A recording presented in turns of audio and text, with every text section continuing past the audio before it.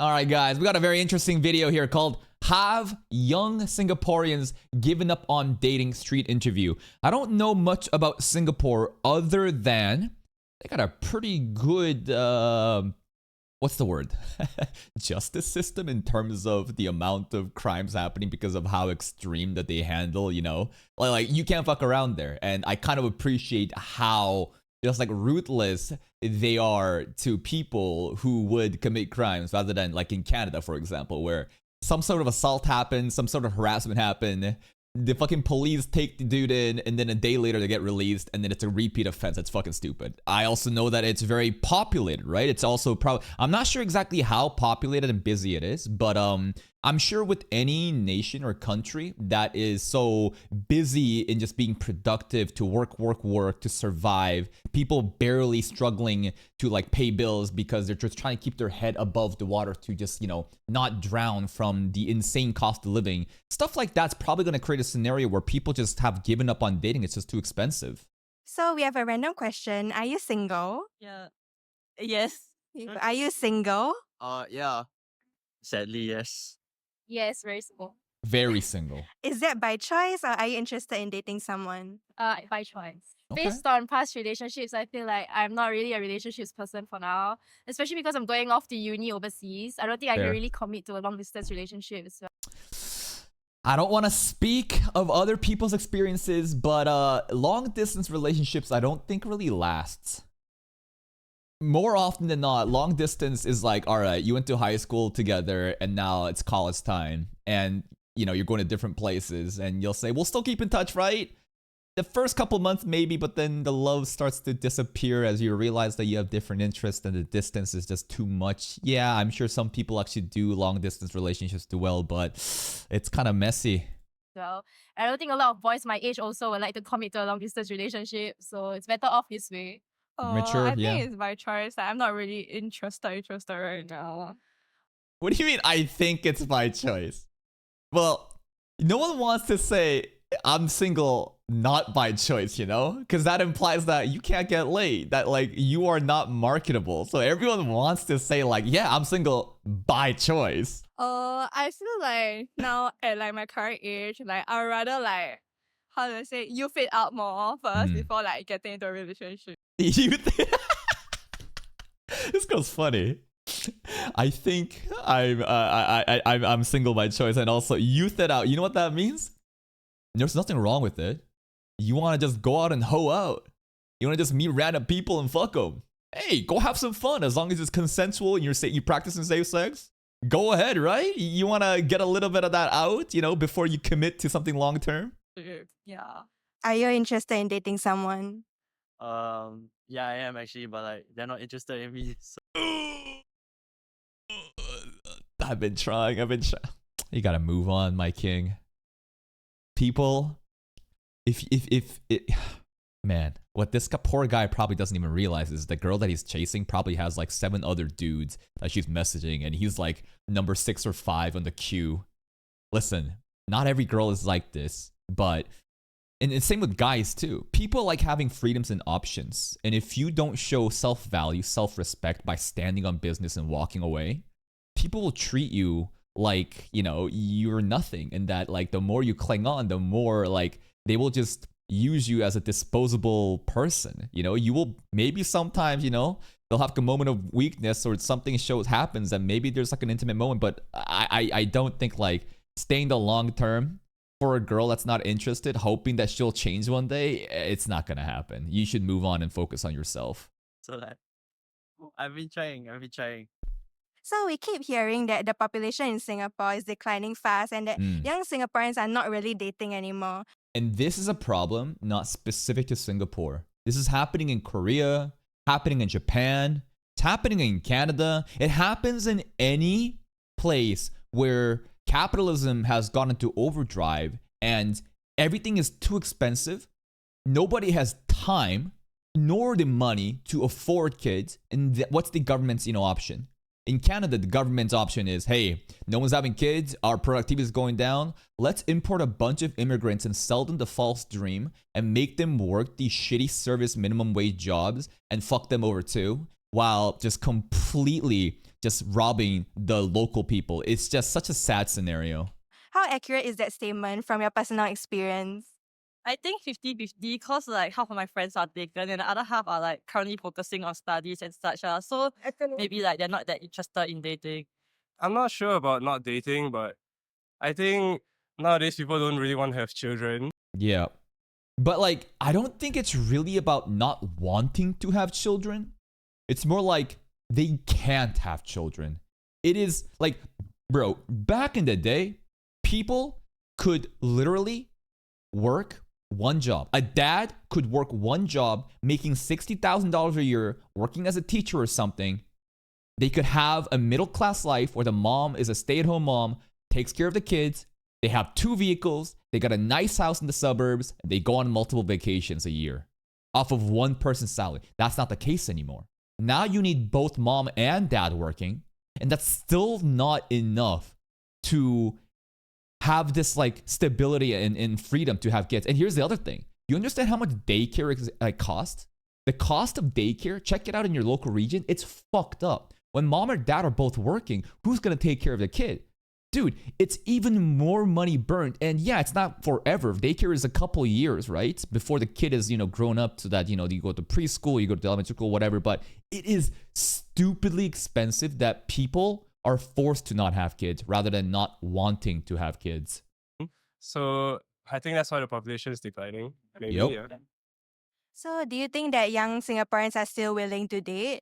Probably, Yeah, yeah. definitely. I mean, I know a lot of my friends who are currently single. They definitely don't want to be, but I'm not sure if they want to have children or not. Yeah. From personal experience, I think that's quite accurate. I'm not gonna lie. Like the friends I'm surrounded with are like mostly single, and like they are not looking for partners anytime soon. And here's a very interesting phenomenon.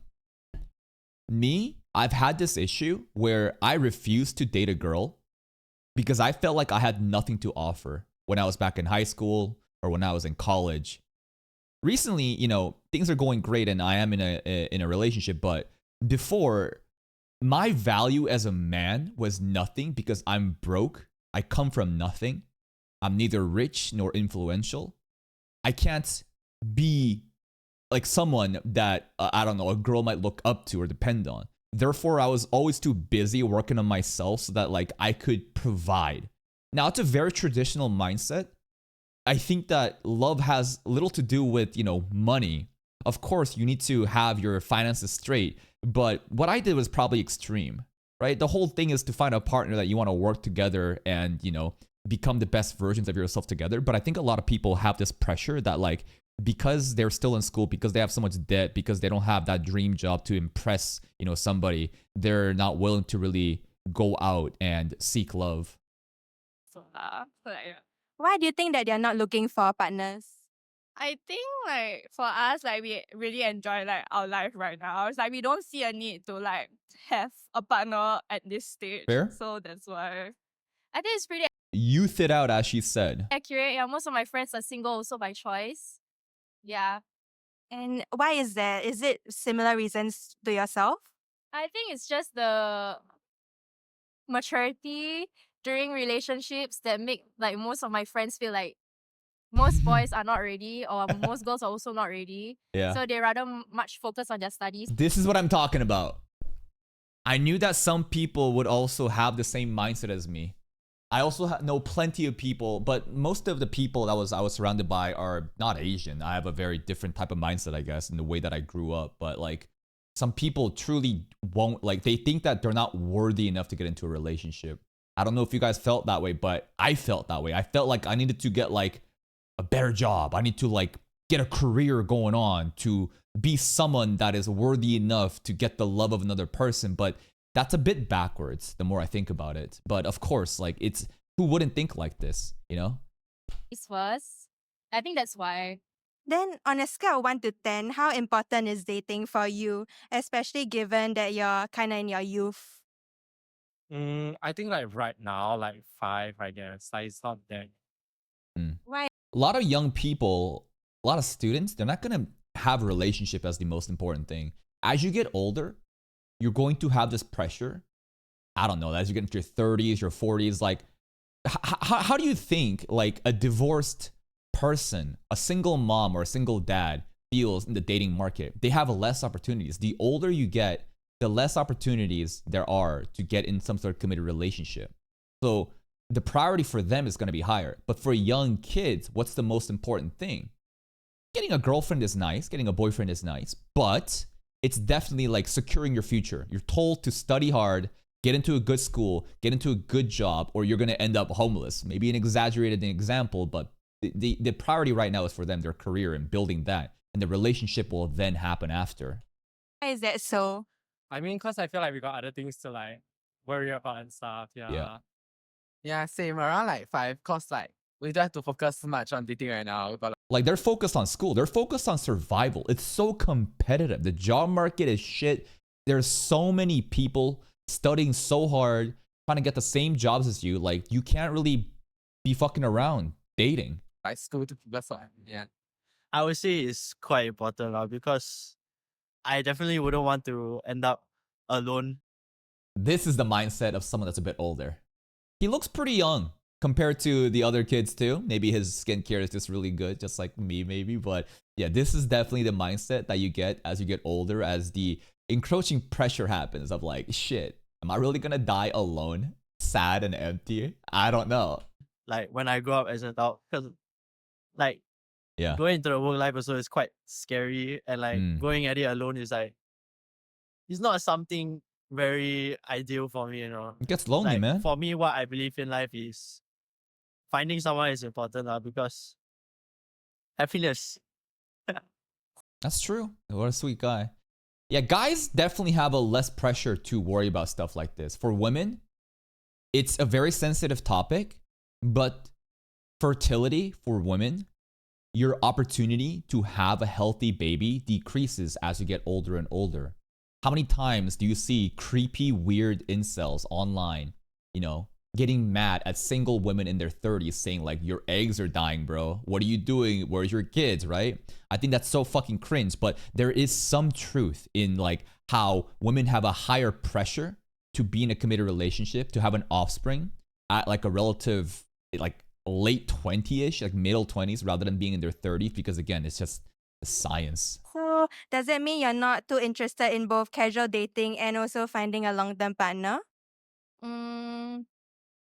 Not at the point in time in life right now. Yeah. Then how much pressure do you feel either from your parents or society to find someone, get married and have children? I don't know about you guys, but I grew up in a Korean household, which also was a Christian church household.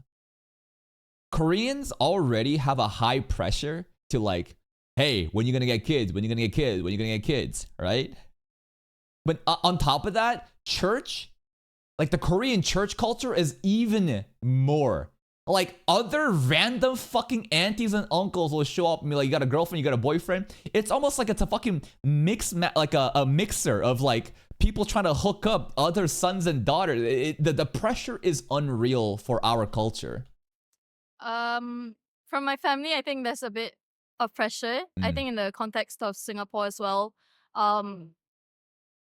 there is a bit more societal pressure compared to other societies. Yeah, like in North America, all my Canadian friends, the pressure of having kids does not really exist. I don't know why, but I mean, if you look at North American culture too, we don't have multi-generational households. As in, like in Asia, a lot of places in Asia, you live with your parents and sometimes your grandparents are also there. And I think it's a beautiful system, even though it might get stuffy, because you can take care of your elder parent who's aging out. But also, let's say the daycare example I gave before, right? How expensive it is for daycare stuff. Your grandparents can now take care of the kids while you're working. And the family can all work together rather than kicking the kids out at 18 and saying, pay rent. Something about that's kind of fucked up. I think especially because of... And here's another fucked up thing. How many times did you guys have with your parents? Like, did your parents forbid you guys from having a girlfriend or a boyfriend when you were in high school? I wasn't forbidden, but it was heavily discouraged because it's like, you need to focus on school. You need to get into a good school. You need to get into a good college and make sure your grades are good and get a good job. And here's the funny thing. All right. I'm like, all right, I'll lock in and I'll grind. So I grinded. And then I went to college and immediately parents are like, you have a girlfriend yet? And I'm like, motherfucker. You just pretty much banned me from having a relationship. Sorry, not do you have a girlfriend? It's like, do you have kids yet? It's like, you're expecting kids now? All throughout high school, you're like, nah, don't focus on girls. They're a distraction. Focus on your studies. And now you're like, where's my kids? It's like, I'm living in crazy land. The policy set in place to encourage that, it does feel a bit more accelerated.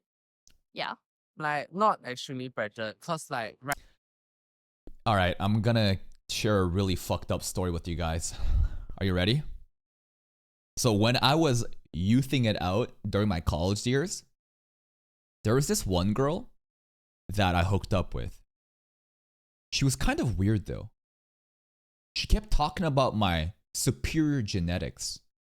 And I don't think I have superior genetics. I think that she's like a Koreaboo anyways. We had unprotected sex. And then she said she was on birth control. I never saw her after that.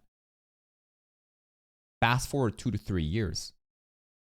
I'm walking in the streets of Vancouver downtown, and I see a girl that kind of looks like that girl. And I see a baby. But I don't think, no, I'm schizo though. No, I'm schizo though. It's no. There's no way. There's no way. What kind of insane girl would lie about being on birth control and have a baby and remove the dad? No, I don't believe it. I don't believe it, bro. I don't believe it. But there, in the back of my mind, there was that like, wait a second. No way. I refuse to believe it. Didn't happen. I'm just schizo. right now, not a lot of people are also like following like traditional. Also, the superior genetics thing, I think it's so cringe. I do not think that I have superior genetics. These are her words because I think she had a very specific thing for Korean men. She's like she's a K-hunter. Like girls that are really into Korean culture, despite not, like they know more about Korean culture despite me actually being Korean. It's one of those girls, okay? Cringe. Oh no, this is yeah. And then my parents also are not like pushing me to find anyone.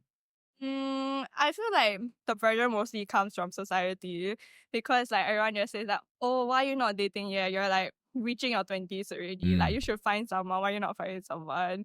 Yeah, like sometimes like those pressure gets too much. But honestly, I'm really satisfied. And why does that societal pressure exist? I think it's a form of gatekeeping from people that may actually be unhappy or unfulfilled with their lives. Because to some people, the most fulfilling thing is a relationship. And I think I could agree with that. I think having deep bonds, having quality relationships with people, not just like romantically ones, just like friends, I think that's more important than obsessing over money and materialistic goods, buying a new Lamborghini, buying a new watch, clothes, whatever, right? I think that the chase and the pursuit of those material goods is it's infinite. You will never satisfy yourself. You will always feel empty. But if you have these deep bonds, a sense of community, that's where it comes from. But some people take that to a next level and like just assume that if you're not in a long-term relationship, if you don't have kids, then you're like wasting your life. And some of those people, when I look at them, they have nothing going on in their lives. They straight up have no prospects of a career or a future. They literally just hook up and marry their high school friend or like someone random. And then they try to talk to other people of like, look how happy I'm in a relationship. I'm going to post all these pictures. I'm so happy. Those couples get divorced so fucking quick too. But like the societal pressure definitely exists because like, relationships are important. Having kids, I guess, is to some people is like the ultimate proof of like you're passing down your lineage.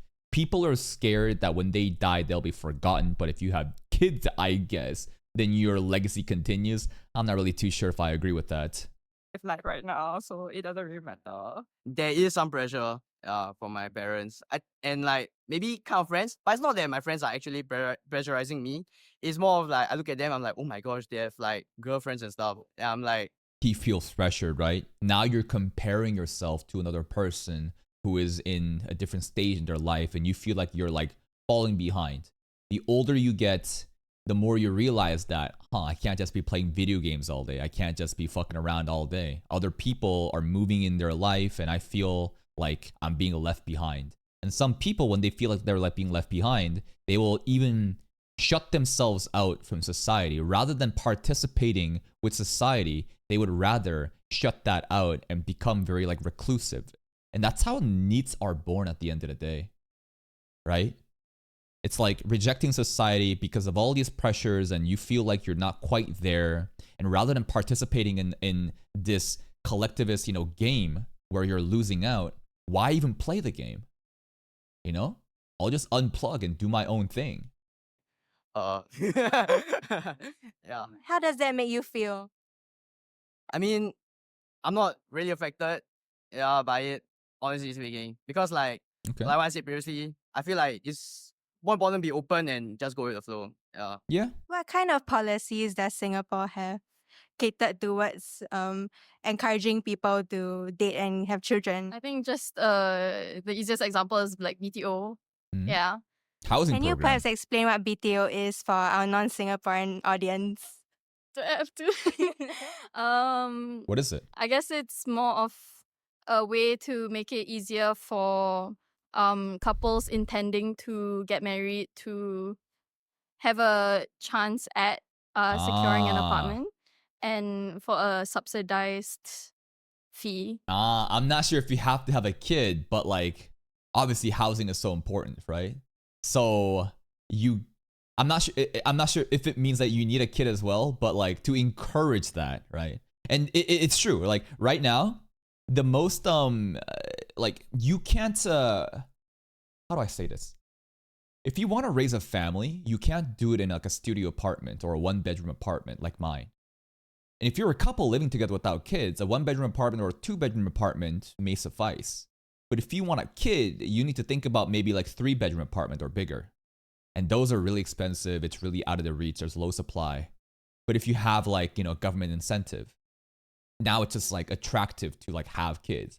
It's kind of dystopian, So BTO, you don't need kids, got it. But see how dystopian it kind of is? How rather than having kids and getting into a relationship for love, you're doing it because things are so expensive that you need housing. I wonder how many people scam the BTO system. There's even a movie about how 2 dudes fake a gay marriage in order to get some sort of like government support. It's pretty funny. I think I forget exactly what the movie was, but like it's kind of like that where 2 people could have a fraudulent relationship just to get a easier housing subsidized by the government. Yeah. So if at all, right, what age do you feel like is the right age to settle down and have a family? I think after uni, so maybe like 27, 28, around there. Okay. I think maybe around 30 years old because, let's say you go to university, you've been working a few years. Yeah. Your income is more stable. I think that's around 30 years old. Yeah, 30 is a good ballpark, right? So if you graduate high school at 18 and you go to college immediately, and let's say maybe there's like an internship you do, let's say like 4 years would be optimal, as in like you just speed ran college, 4 years. Or sometimes there's an additional year. People take gap years, traveling or internships, 5 years. So let's give it 22 to 23 is the time where you actually graduate college. And let's say that you got your target job immediately, which is very rare. And again, this right now is very unlikely. The person that I'm describing is like the most elite person, like an elite corporate slave. Like the fact that you went into college immediately, finished that, and then landed a target job is extremely rare. Most people need to take an extra year or 2 to settle things together. Some people end up going back to school because what they studied at school was completely irrelevant and the job market has no need for that, right? So some people go back in school, but let's say 20 to 23, then you work, let's say like 3 to 4 years, save up enough money. Now you're bordering like the 28-year range, but if you kind of add in a couple of years as buffer for like the average person, around 30, I think is appropriate to the point where, you have a stable career, you have a lot of savings, you have an idea of what you want for the future. Now you're kind of looking for long-term partners. Makes sense to me. Watch this number get further and further higher though, as society progresses. as more expectations, as more cost of living things goes up, everything becomes more scarce. Like, watch this shit push up to 35. That's when I would want to have a family. Maybe like late 20s, 27, 28. Yeah. I mean like mid 20s. Why would you say that? Because if you're entering your 30s without someone, I think it's a bit too late for you. Ooh, and he's saying something that no one wants to hear, but maybe some truth.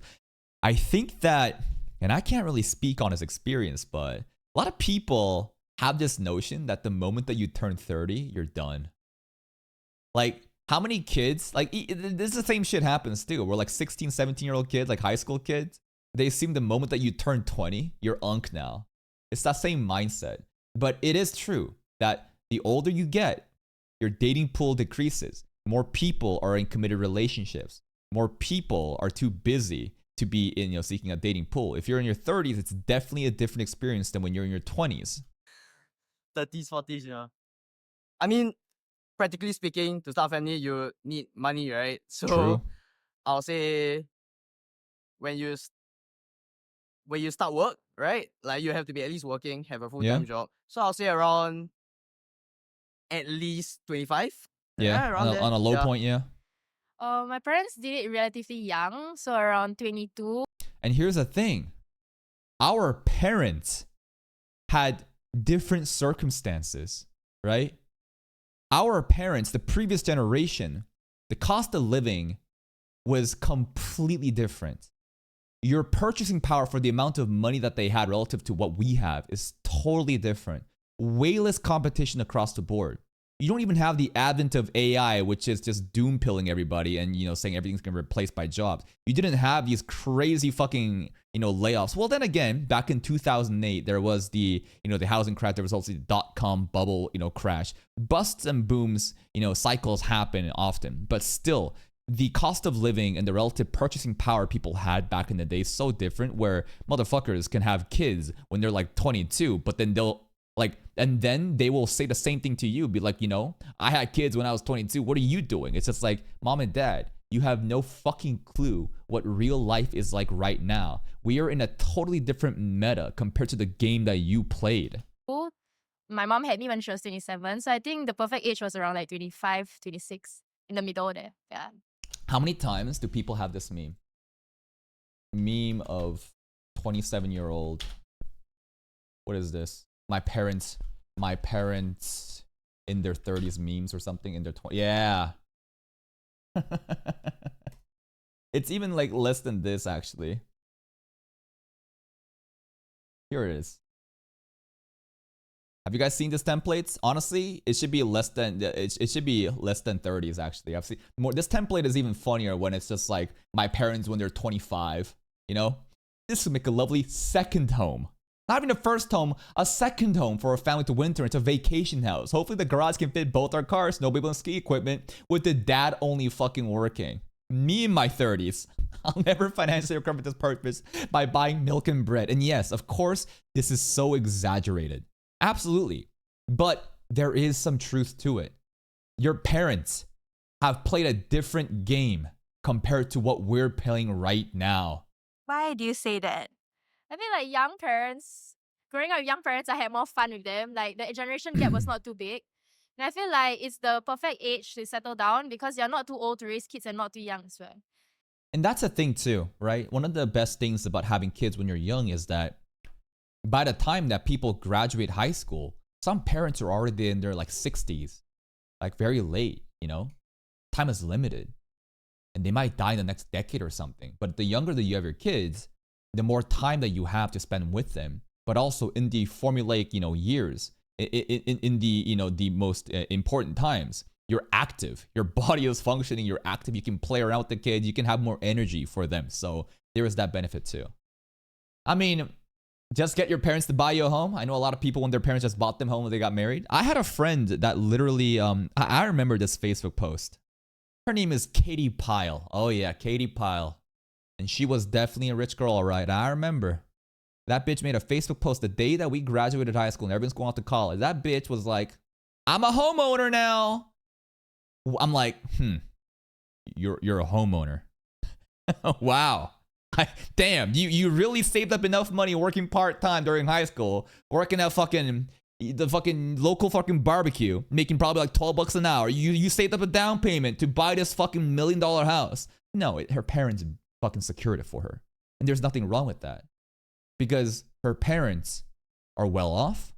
It's not a sin to be looking out for your kids and giving them giving them a house as soon as you graduate. That's a crazy asset. It's gonna be such an important like a stepping stone. That's something she doesn't have to worry about anymore. And of course, people are gonna say it's unfair, and you're right.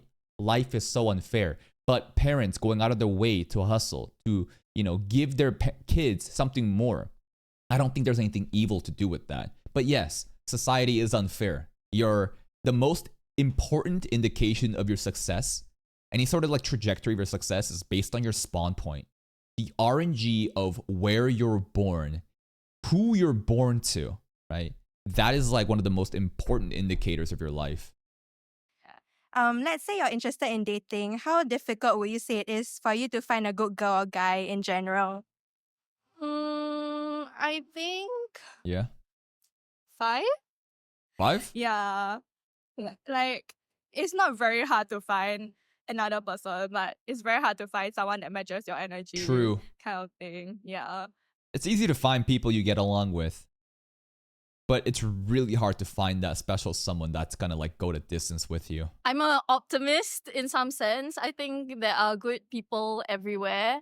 But I do think it's changing in the context of Singapore. There aren't enough third spaces or like free community events to bring people together. So That's right. A lot of it is more online dating, right? The more society progresses with technology, especially after you graduate high school or college, the only time that you're actually seeing new people, maybe at some sort of bar setting, club setting, if you actually go out, right? Maybe you have some friends from old connections, and they introduce you to someone new, but as you get older and older, friend groups and social networks starts to dwindle down as people are too busy. It really gets harder to find new people, so everything is more like online dating. And yes, for women, it's way easier for them to have, their pick of the pool. And this is a really fucked up thing too, where dating apps become so superficial because like I truly believe that meeting someone in real life and having a conversation and talking to them and getting to know them is totally different from the expectations when you're on a dating app. Because when you're in a dating app, it's kind of treated as like, all right, I'm going to scroll through your pictures. Let's see, how tall are you? How much money do you have? What do you got going on? Let's see your career, right? It's like those things are like the most important, and people get way more picky. Therefore, it's just kind of like a hellscape. And of course, all the guys are too desperate, so they're just all swiping right. The girls get their pick of, they get to pick whatever they want. And it's really depressing for young men, especially on the dating side, because women usually go for older men. Why? Because they have their shit together, right? They're not like looking for someone. Some people may date someone their age, but I've noticed that a lot of my friends and a lot of the girls I knew, they were always like going for older men. How many times, like, one of the fucked up thing was, bro, me in high school as like a 16, 17-year-old kid trying to like go out with like the girls around my class, they were already fucking and meeting dudes who were in college. Now that I think about it, that age gap is really weird. Holy shit. But it's because these dudes, like, girls look for like more maturity. Guys with more like value and like sustainability. They got careers. They got their shit figured out. They don't want to date someone, that's younger or like equal to them. Some women, though, as they get older, I think, may become cougars and they want to maybe become shotacons and go for younger men. I'm not sure. But yeah, it's, I think guys are definitely, late scale hypercarries. Guys definitely don't have the same type of opportunities compared to girls in terms of like dating when they're young. But as you get older, into your 30s and 40s, right? It's not that doom because women want older men, but it's inverse for women, where girls are given a lot of opportunities when they're younger because of their looks, obviously, right? And, how many Instagram, thoughts do Instagram models or whatever that get shipped out by sugar daddies and stuff like that, right? And you know what? There's nothing wrong with that. Girls are using what they have to their advantage, but as the girls get older, you know, let's see Leonardo DiCaprio. DiCaprio drops his girlfriend as soon as they turn 25, and then he resets and picks another girl that's 18, right? I talked about the fertility issue earlier too. So you think that girls have it good, but realize that there is a different time of scaling and peak in performance relative to your, I don't know, your gender class of this game we start out with. So I do think it's just like a probability thing. People are not chancing upon each other as often, but I think good people exist everywhere. That's a good mindset to have. A lot of people just assume that all men or all women are trash based off one bad experience, and then they just broadly label everything as that. Yeah. I think you can definitely find someone like for you out there. You just need to put yourself out there and, you know, be willing to talk to as many people as you can, be friendly, and just take it easy, you know. Don't pressure yourself too much, and the right person will come along. Yeah. Why is it so hard to find that someone? Because everybody has different personalities. Like not everybody's the same. Like I may think a certain way and she might think like a different way, and that might cause like not say arguments out, but like not so easily to like get along or vibe together, you know. Yeah. But I bet you that the girl that he's chasing, he's only chasing her because of her looks. Because like if she's not into you, that most likely means that whatever you're vibing, there is no match in the energy. You have different opinions and she does not align with your values. But you still stick around. Why? Probably because of her looks. Maybe because like they don't go out to like events that much, or like maybe they don't socialize, see people. Yeah, that's like then you cannot make connections, I guess. Yeah, I guess like even though online dating is like more popular, I think like the person still like looks better. I agree with that. I think that in-person interaction is way more authentic and like kind of starts from bottom up. Bottom up versus top down. I think online dating is more top down. A lot of online dating already has the expectations of like, how tall are you again? How much money do you have? You know, are we gonna fuck on the first date? Blah, blah, blah. But you don't really interact like that when you're actually talking to someone face-to-face meeting for the first time. It's more and more of like trying to get to know each other from the bottom up. Then like if there isn't really much being done in person, then I guess it just like I think it's just a lot of people have different beliefs in relationships. I think a lot of people misunderstand as well. Like during my past situationship, he wanted something casual, but Situationship. I didn't at the time. So because of the different goals in relationships, I think that's why a lot of couples don't work out. Yeah. So then what is your definition of your ideal partner? 2D. Think I would like someone that's cute, but I also would like someone that can take care of me, and someone that I can take care of too.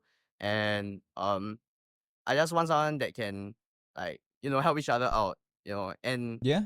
yeah, Someone who respects you and treats you well. Like, need to have mutual respect and consent there. Agreed? Someone that's like honest or like loyal, and is like willing to commit to the relationship. I think, I mean, my girlfriend is, I would say she's like a very, very good partner for me. I'm I thought this guy was single. What the fuck? You got a girlfriend? very glad we work together. And it's because we connect, like we can understand each other and we get each other's humor, we get each other's ideas, and we're on the same page for a lot of things. Even though, you know, we're not, say, like 100% exactly the same, but I think on a fundamental level, our values and what we think we connect, like, you know, we understand each other and we're very compatible like that. Yeah, that's important. You can't expect the other persons to be an identical copy of you. But there should be a base respect of like, even though our opinions may clash, I'm there for you. Being able to respect the boundaries, and even though I don't agree with everything you're saying, being able to work around that and working forward together. Just a kind person. Just someone who thinks beyond themselves and is willing to be a good partner and support another person. Yes. I think someone who is career driven and is loyal is more than enough for me. Yeah. Any like physical traits that you're looking out for? Tall. Definitely tall. Yeah, no shit. Every girl like the most important to them, I think is tall. You give a girl like, would you rather go out with an over 6 foot guy but he's ugly, or like someone that's very attractive but it's like 5'1"? They're gonna choose the tall ugly guy. Why? I think that it actually has to do with like in our DNA, like our primal instincts of back in the day. It's all about survival of the fittest. If you're short, you're probably not very physically capable to hunt down animals and protect the tribe. Do you know why guys like girls with big asses? Wide hips? Do you know why? It's the same thing. Because women with big ass wide hips are more likely to be able to deliver a healthy baby. Like, these are very primal, primitive things that gets carried on, and then obviously we're in modern society now, and that's still inherently there, where someone tall is something to be desired because it's like a very attractive trait to them. Because I'm pretty tall myself in Singapore, so yeah, probably someone that's taller than me, yeah, and someone that keeps fit because I really like fitness. So yeah. And what do you think is the probability that you will be able to find an ideal partner like that? I did date around with some people who were like that, so yeah, I think pretty high probability. Okay. Yeah. Not very high. Unfortunately, Singapore. He's a doomer. It's not to say that people in Singapore are like unideal. It's just like, it's like I said earlier, it's hard to find someone that you can just easily vibe with and stuff, you know. Not necessarily just in terms of looks, but also like personality. But I thought that if anything, because there's so many more people in Singapore, that simply by just math, you would have a better probability to find somebody that he matches with. I feel like we have a short king here who is very doomed about his outlook. Maybe he literally gets rejected by the girl he loves because she thinks that he's too short. And that sounds kind of mean, but like, I'm sorry, man. Like, that's just reality sometimes. And you just have to move on and look for people who don't care about superficial traits like that. I said earlier, it's hard to find someone that you can just easily vibe with and stuff, you know. Not necessarily just in terms of looks, but also like personality. I love how the interviewer started to laugh and cough at the end of what he said. But also like personality. That little cough there is so funny to me. Also, yes, for all my short kings, go watch Dangers in My Heart. A tall model versus a short king. It can happen for you too. Surely, anime wouldn't lie to us, right? I think 60%. Okay. Because gotta have that bit of positivity, you know. Alright. Yeah, like they're just somewhere out there somewhere. Given the small size of the population and Singapore's dating pool, how much of a problem Small size of the population in Singapore's dating pool. So I guess I'm very ignorant in my understanding of Singapore. I thought a shitload of people live there. That's why I said, to this guy that, because the numbers are so big, wouldn't you have more odds? But it's more like a ratio of the, I guess, like the Singapore, the place itself, the amount of like square foot area it has in the region, and like the population density. The population density is probably really high, but the actual number, the entire population, is probably small compared to, let's say, like Canada. Let's look this up actually. Population of Singapore. 5.918 million as of 2023. Population of Canada, 40 million. Yeah, that's the thing. So population density for that region, right? Canada is the land is very, there's not that much places to live in that's actually like very habitable. There's a lot of, areas in the north and the middle where it's too cold and barren and everyone, goes to the coast. But okay, got it. How much of a problem is that everyone kind of already might know each other through friends? I think it's okay. I know it can get kind of awkward, right? Imagine you're dating in the same friend group, then Yeah. Have you guys ever had this happen? Where you know that there's like a couple in your friend group and they're doing well, and then one day they break up and now one of them is missing whenever all your friend group is hanging out. That's happened a lot to me. you break up and say, oh, what do you do? But I think it's not impossible to find new people. You just need to, go into new communities or like start a new thing, and then you can find someone new through there. That's why I hate getting involved in friend groups and relationships like that. I want to keep that shit separate. Like my personal life, my private life, and what I have with my girlfriend has nothing to do with my immediate friend group. They shouldn't know of all these different little details. It's weird. I want to keep that shit separated. Gets messy. Yeah, it's a very big problem. It's like an unintentional homie hopping situation. Like, yeah, sometimes most of the times my exes know each other and stuff, and it's really shocking, Yeah, so I think it's quite a big problem because Singapore is so small as well. Yeah. Oh, like mutuals? Yeah. Oh, It's very awkward, likely. man. I think almost everyone that I've talked to, especially like anytime I meet someone new, there's like a very high chance that we have a mutual somewhere. So I think it's very, very likely that like someone, like you have a mutual friend, right? Yeah. Do you think that will be a problem for you when you're trying to meet your special someone? It is, because now you have to think about the sustainability of that friend group and your relationship with that person. Because again, like it gets messy. Not, bro, like, even in like schools, bro, not even like friend groups. We had like study groups. People were just like in their cohort, just all studying together, and some people start dating within that circle, and then drama happens, and it just gets so awkward and weird.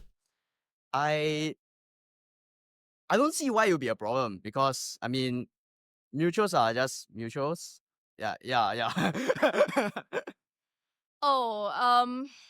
I do think. Well, I personally have never necessarily been in that situation.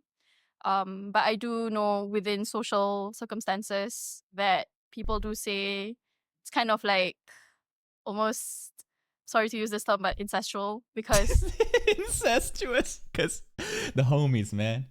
All the homies know the girl that you were with. they're like passing on partners. Yes. People are dating their ex-boyfriends or Yes. they are friends. It's like you're dating this dude and now you broke up and you realize that this dude was actually dating your best friend before, and your best friend is also fucking another dude, and that dude is the person that you're going on a date with. It gets messy. It actually gets so messy. Boyfriends, and then that ruins like relationships. But I do think that is also stems from a place of comfort, that people are just staying within social circles that they are comfortable with. So I encourage everyone to expand their circles and do more things which are uncomfortable. Yeah. What do you think are some of the most common ways to meet someone new for romantic purposes? I just realized something. I feel like this is the biggest flex right now. These two right here. Do you see this? You got a mom and a dad. Dual baby cribs. So you have a happy couple with 2 kids flexing their family in an interview where it says have young Singaporeans given up. They're not flexing. They're just existing, right? They're not being rude. They're just existing, but it's funny. It's funny that the timing of this, something about this is hilarious. Yeah. What do you think are some of the most common ways to meet someone new for romantic purposes?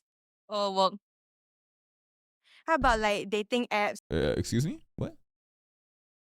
Do you think are some of the most common ways to meet someone new for romantic purposes? Work. Oh, work. Yeah. Because like, again, you graduate high school or college. Back then, there's an excuse to show up every day and hang out with them. But once that's gone, you don't really, and people drift apart and they're too focused on, work and whatever. Now, the people that you see the most is at work, but the workplace is also the same thing. It's just as messy.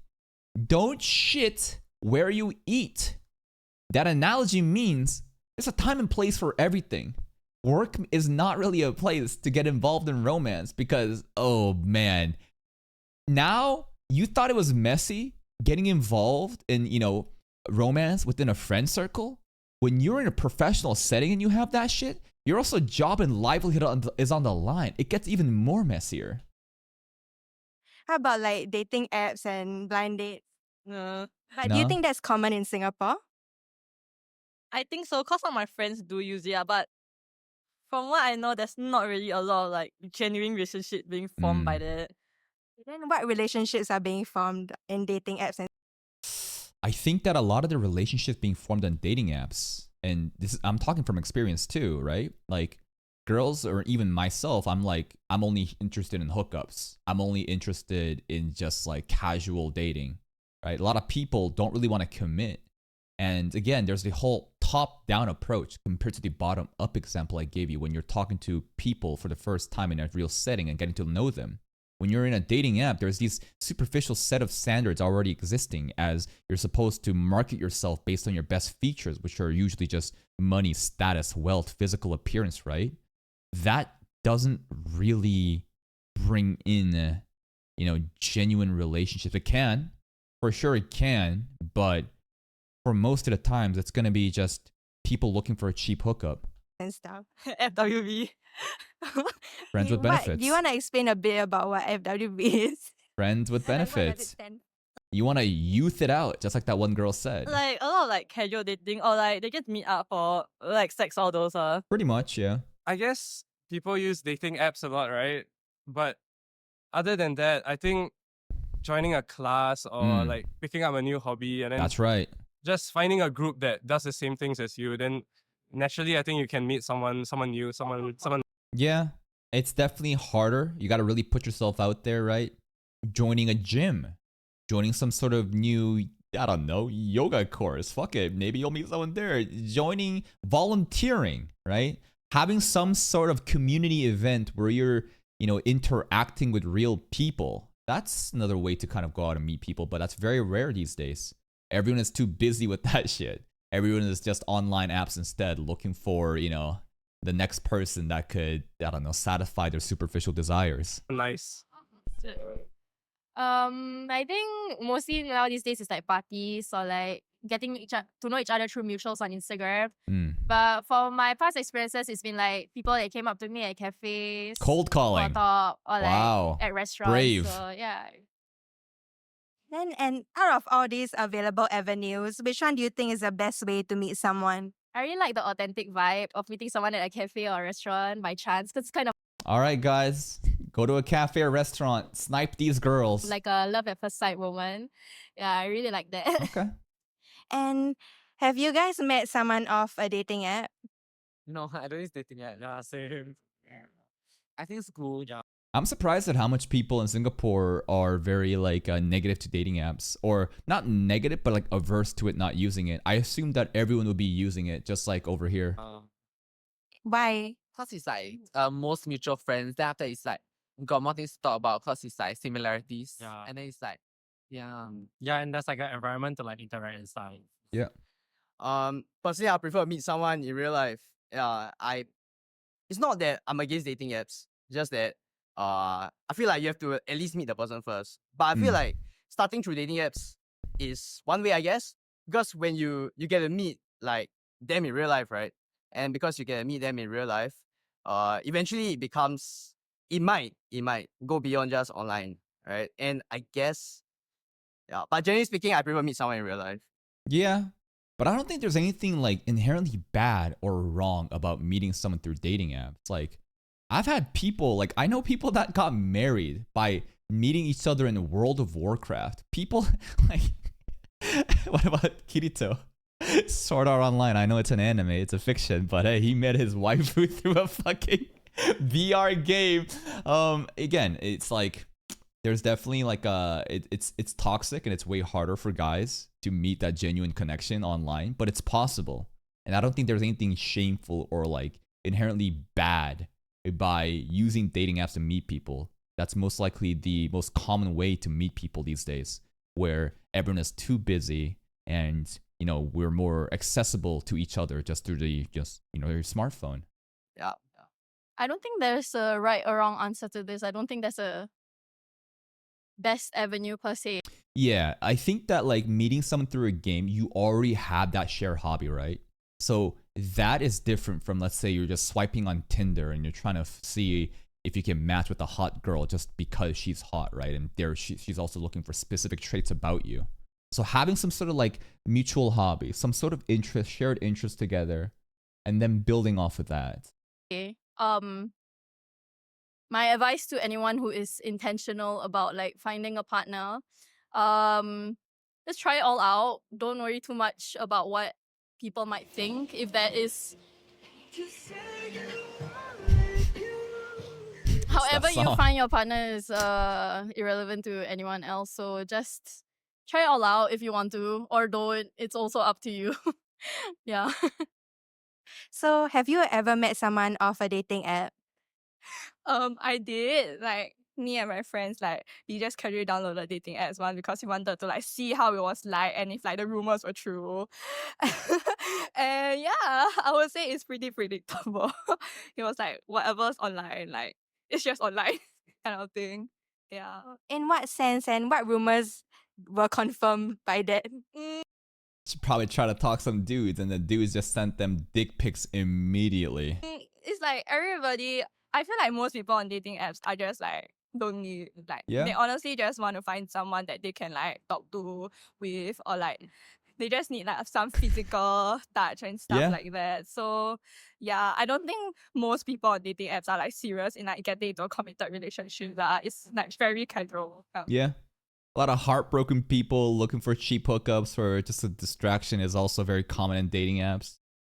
Dude, there was this one girl I matched through Tinder, and this girl like came over and we went on a whole date, and you know, we went shopping together and we got food, and we actually came home, and I think she made me watch a fucking episode of JoJo's Bizarre Adventures.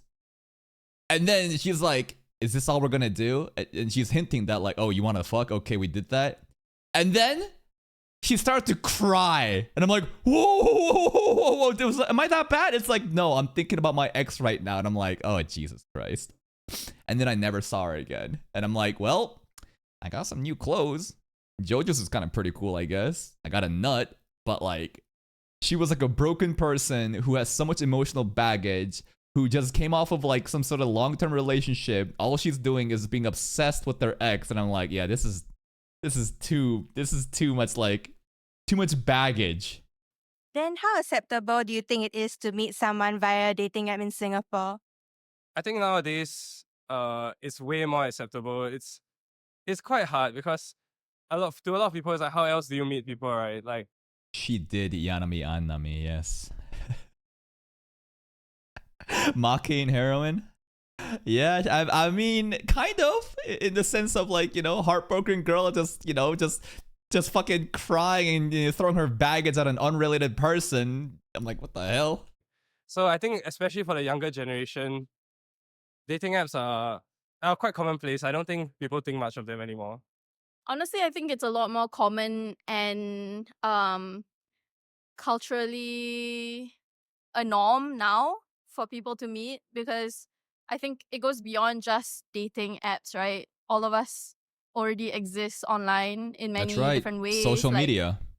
We all have LinkedIn accounts, we all have social platform accounts, and dating is a very big aspect of our lives as human beings. So I think it's only natural. Yeah. And I am hearing more and more stories of people getting married to partners that they found on dating apps. So Yeah, and there's nothing wrong with that. I think that a lot of people think that it's shameful that you're using dating apps, but I think that's just, it's just part of society. It's just part of life. It's just technology is growing and it's just becoming more and more integrated with their day-to-day lives, and it's a very easy and convenient service. Now, there's definitely negatives about that whole online dating aspect. You know, how I talk about the top-down scenario where most people are very superficial because you're already judging people based off of their most marketable features rather than getting to know someone through a shared hobby.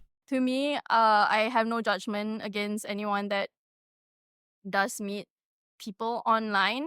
I think it's just another form of avenue. And again, there's no right or wrong answer to Yeah, I agree. meeting someone online. Yeah. I mean, meeting someone or your potential partner. Yeah. And last question. So, one thing you might notice in Singapore is that given its ethnic diversity, there could be quite a few interracial couples. So, how open do you think Singaporean society is towards them? Okay. I didn't realize that it was very like Singapore was very multicultural, and there's like a lot of different races here. Interracial relationships, yeah, some people are very traditional and will like not approve of that. And yo, low-key, Asian parents might be one of the most racist people. Straight up. My parents were so just strict on, you gotta bring a Korean girl home. You gotta bring a Korean girl home. Like how many times were your parents like that too? Like most like Asian cultures where it's just like you must like stick with your own kind, and they cannot fathom if they're like an interracial couple or something. A very interesting thing that happens to me is because my girlfriend is white, when we're out in public, the amount of looks that we get is unreal. Because Asian male, white female couple, as a statistic, in any type of like interracial like pairings, very rare. White male, Asian female is the most common, but the inverse is like totally different, where it's like some people look at us, it's like, what the fuck? Some Asian dude look at me, is like, damn, you did it. I'm like, did what? I don't know. I think a lot of like people have this weird obsession with, you know, trying to like get with a white girl or something. I'd never really thought about that. Yeah, for you guys living, you know, in like Southeast Asia or different places, maybe you're not very familiar with this, you know, phenomenon. But in North America, it's very apparent. All my relationships have been interracial relationships, so I think like relatively it's okay. Like not many people have said anything. Most people are even supportive of it. So yeah, I think the newer generation especially, yeah. I think even though there's like stigma, I think it's like everyone's open about it now because they're youngsters. Then it's like social media also like spread the idea that it should be fine. And I think The it's younger fine. generation's more Yeah, progressive. like I think in Singapore, everyone just like coexists. I don't think it's much of a problem. I feel like not really open. I'll say we're still like quite conserved. Okay. But I do have like a few friends with an interracial relationship, and honestly they're very cute. Like I just wanna see whether you're able to like last it out on the long run, because you know religious is still like religious kind of thing. So yeah, it's all about whether you love each other enough. Yeah. Maybe some older folks, you know, they hold on to their conservative values and they're not so open to it. I think there have been a few cases like some racism has been caught on video. Like I think there was a lecturer or something that called out an Indian and Chinese couple. A lecturer did? I think that's something we need to move away from, because like there's nothing wrong with interracial relationships. It's just I don't think race should be a factor in like Yeah. who you date. And I definitely support like interracial relationships, or I mean racial harmony in general is something very important. People who are very opposing interracial relationships, I think it has to do with their insecurity and them being kind of like schizo, that our kind is being erased. Like, I don't know, you have like an interracial couple, but you got to realize that, let's say you have like, you know, a white and an Asian couple, their kids is going to be half. Where is this notion that one or the other is getting erased? It's like more combining, and now you have half traits of both in that kid, right? But some people act as if it's like all or nothing, that like, and mostly from like the male's perspective, like if the man is white or Asian, then suddenly that female's like race or something is being erased, because like they have this traditional mindset of like a man is to conquer and, you know, to get offspring. I don't know, it's pretty cringe. A lot of people have this like weird obsession of like our heritage, we are the master race, and in interracial relationships are like getting rid of our kind, and you know it's really mind-blowing. It's really weird. Okay, so do you think there are any cultural or maybe religious barriers when it comes to interracial dating, or does it not really matter because everyone kind of shares the same national identity? I think really just might have some, but if they're willing to overcome it as a couple, then I think In the Bible, is there any source material readers of the Bible or world history? Did Jesus say that interracial marriage is bad? I didn't read the web novel. Sorry. that's quite good. I don't really think racial issues get in the way, because it's just like how you look kind of, and there's tradition. But religion, that can be a problem, especially for the Muslims, because their religion is quite strict. and the partner might not be so willing to follow the other religion. I think, yeah, a lot of people share the same Singapore identity, and I think most people these days are really okay to compromise for your partner. For, let's say, the example of my previous partner, he was not Muslim and I am Muslim, and he Okay. was okay to So I did not realize that like Muslim religion is very like prominent in Singapore. This is actually, I don't know. I just thought that this is more like a Middle East thing. Hold up. How many people in Singapore are Muslim? So according to 2020 census data, 4 million citizens and permanent residents, 30% are Buddhist, 20% is kind of like atheist, no religion, 18.9 is Christian, and 15.6 is Muslim. Predominantly Sunni, 8.8 is Taoist, and 5% Hindu. Wow. Very diverse background. A lot of Buddhists, but not that significant of a margin either. It's very widespread. Singapore, Malaysia, Indonesia, mostly Muslim. Malaysia, Indonesia most. Okay, I didn't know that. Okay, I learned something. compromise pork for me and non-halal food, so that was okay. Okay. Yeah. I think there's definitely cultural and religious barriers, but that's less to do with national identity. I think it's more of personal and what people seek for in partnerships. That's where it comes from. I don't think it has anything necessarily to do with the context that we're living in. Yeah. Thank you so much for your time. And that's pretty much it. Man, that was an hour-long reaction. I don't know. I know that this video is probably not going to perform really well. I probably wasted a lot of time in terms of optimizing my time to get the most amount of views. But topics like this is very interesting. It's very engaging. I really enjoy videos like this. And my final take about like whole dating stuff, yeah, like shit gets expensive, right? People are too busy trying to survive. People are too focusing on their careers and their education to better themselves so that they can feel that they're maybe worthy enough to provide for a family. I get that. But I also have this feeling that some people are, have you noticed that some people are always in relationships and hopping from one to another without ever having a break? I've noticed that some people cannot live alone by themselves. And because of that, they don't know how to be content in solitude. Solitude is not a bad thing. Being alone is one of the best times to understand who are you? What are you? If you're constantly dependent on someone else just because you're afraid of being alone, you have no sense of identity. And it's probably the relationship's not even like based on love. It's because you're desperate. And a lot of toxic relationships can form because of that. I think at the end of the day, you should like be happy with yourself alone. If you can thrive by yourself in solitude and you know who you are and you're content with who you are and you're in peace, I think then you're ready for a relationship. Anyways, that's pretty much it. Please go give this channel a like. This is Asian Boss. Maybe we should check out more of their videos in the future, but here is the link. I will see you guys next time.